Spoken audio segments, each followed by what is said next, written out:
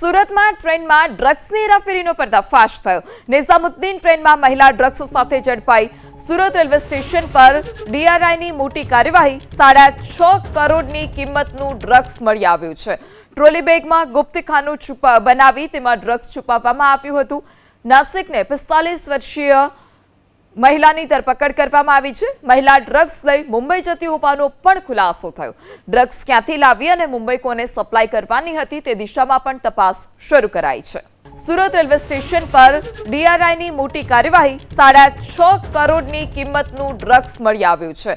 Trolley બેગમાં ગુપ્તખાનું બનાવી તેમાં ડ્રગ્સ છુપાવવામાં આવ્યું હતું। નાસિકને 45 વર્ષીય મહિલાની ધરપકડ કરવામાં આવી છે। મહિલા ડ્રગ્સ લઈ મુંબઈ જતી હોવાનો પણ ખુલાસો થયો।